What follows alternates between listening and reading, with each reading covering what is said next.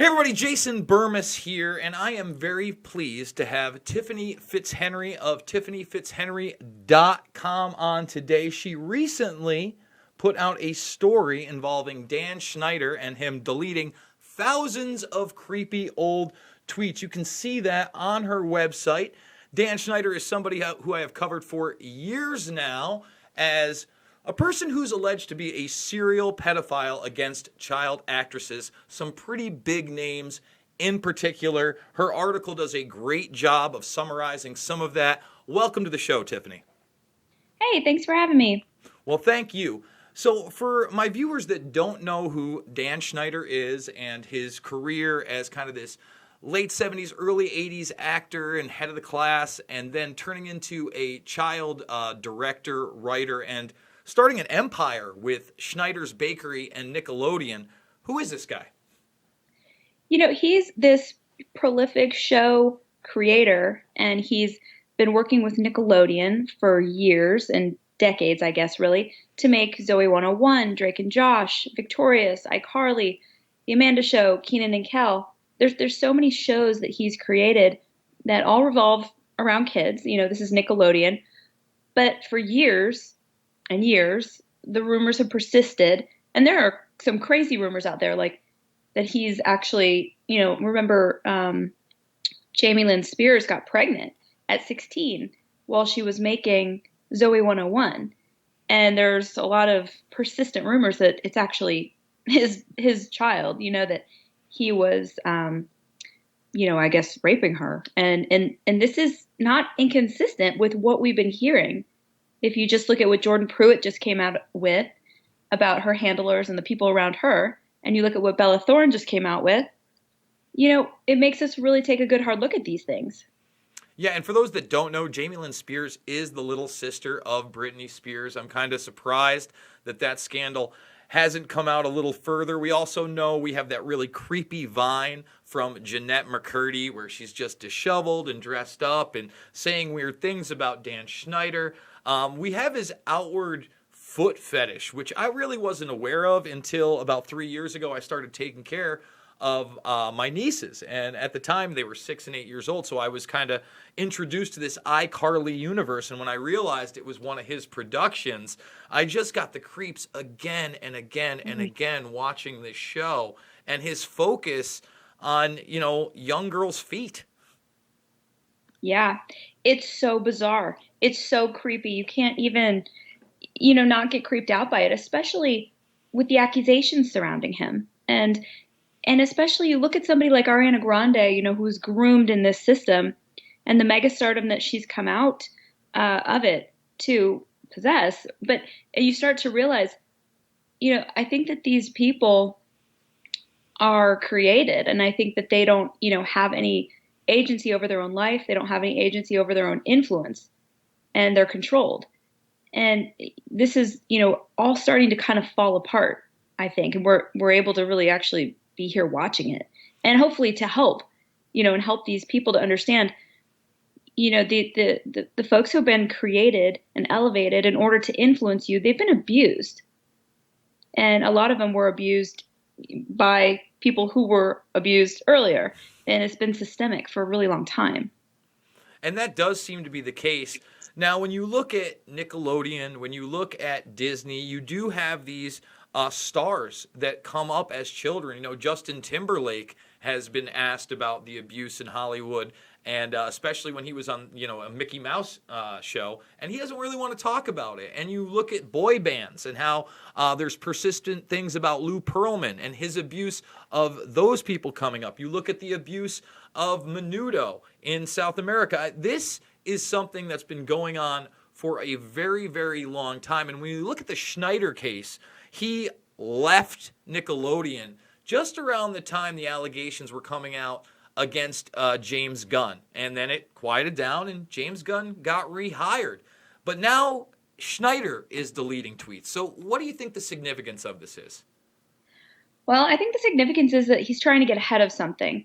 I think with all the lawsuits that have been coming down, I think with the Epstein Connection, there's an Epstein Connection to the founder of Nickelodeon, and you've got him being accused of being a pedophile, I don't think we have any idea how deep this all goes.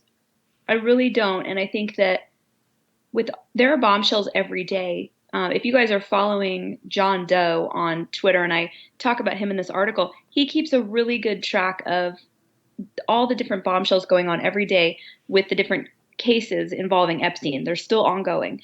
And I just think we don't really even have any idea what's potentially about to drop. And it feels to me like he's getting ahead of something.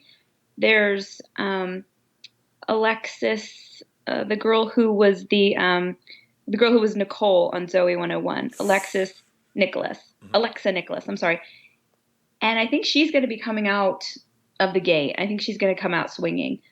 She reportedly was in a documentary that hasn't been released yet, and she addresses, the Dan Schneider accusations. She's definitely been making moves lately on social media that makes people think that she's about to come out with some information. And I think he's trying to get ahead of something. I really do. Well, I hope that that's the case. And even I was unaware of this Nickelodeon connection with Epstein, and I do extensive work on Epstein. Is he in the black book? How is he connected to Epstein? Well, the woman who hired him and the woman who created Nickelodeon is a woman with the last name Laybourne. Her husband is Kit, and she is Geraldine. And now, interestingly enough about her, she also started Oxygen with Oprah. Mm-hmm. So many connections here. She and her husband were on the flight logs as traveling with Jeffrey Epstein, as going to his island. So this is the woman who hired Dan Schneider. And this is the woman who continued to employ Dan Schneider, and who was at one time, president of Disney. And then she was the founder of Nickelodeon. So this is like, I think that we have been looking at, without knowing, a factory, like a little, big actually, sort of assembly line of this is how you create this is how you create Ariana Grandes. Mm-hmm. And you bring them up through this system of child sex abuse, and you get them influenced, and you introduce them to an audience early, and you control them. And then you get to have these multi-billion-dollar franchises. And also that, you look at the music that someone like her is putting out. You look at the music that Taylor Swift is putting out. You look at what stories are and what movies are and what TV shows are. They are a way to control a population. Culture is how you control a population. It's not politics. Everybody thinks politics is important. It's not. Politics is like the junk at the end of the river that washed up on the shore.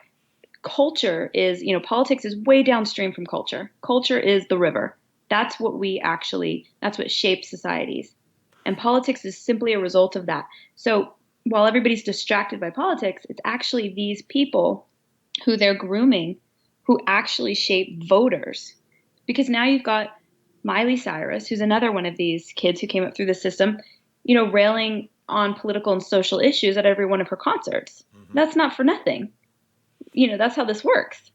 No, when you talk about culture and you talk about Hollywood, I mean, you can talk about the infiltration of the CIA in all of these companies and mm-hmm. essentially controlling narratives, funding narratives, and putting these things forward. I know I only have you for 10 minutes. We're almost close to that, Tiffany. Is there anything else about this case you think my audience should be aware of, and how can they support you? I think the Epstein Connection is a big one because we are seeing stuff go on with that every day. Just the other day, Les Wexner was basically who is the founder of Victoria's Secrets. Was revealed to be a pedophile. He was called a pedophile by one of the main witnesses, and I think that people need to understand that there's a lot more going on behind the scenes, and you follow certain people so you can pay attention to it so that when this news comes out, we know what we're looking at. We're not looking at an isolated, creepy guy. We're looking at a system. We're not, even when in the case of Epstein, we're not looking at even in the case of Weinstein, we're not looking at one isolated, sick individual. We are looking at a system of compromise and control. And that's the main thing that people need to make that switch and understand and get off of that whole, oh my God, this guy was just this whatever. These people are part of a system. And so to start looking at it that way. And for me, people can follow me on Twitter is one of the best places to follow me. Also, my blog that you mentioned, TiffanyFitzHenry.com, people can go there. And so if you subscribe to my blog and put your email address in, you'll never miss a post. And also, social media being what it is, we kind of have to work our way around that. So Patreon is my way of trying to build what I want to build, which is a counter Hollywood. So if people want to get behind me, they can go over there and support me on Patreon. And I do an exclusive podcast over there for my patrons. But those are the big places to find me. All right, Tiffany, thank you so much for joining us, and I hope to have you on soon. All right, thanks. Thank you. So there you have it. Tiffany FitzHenry thinks the hammer may be dropping on Dan Schneider soon. Guys, look into it. I mean, the possibility of him having multiple relationships with many of his teenage stars that your kids grew up with, that maybe some of my viewers grew up with, and were abused not only by the monster behind me, but by a real network that we continue to try and expose here on this channel. That's why it's not about left or right. It's always been about right and wrong. And I am a documentary filmmaker. Loose Change, Final Cut, Fabled Enemies, Invisible Empire, A New World Order Defined, and Shade the Motion Picture, all free right here in the playlist section. Just go over to the documentaries. Please go check them out. Share them with others. Make sure you're thumbing this video up, by the way. And if you're new to this channel, let's join the Burmese Brigade.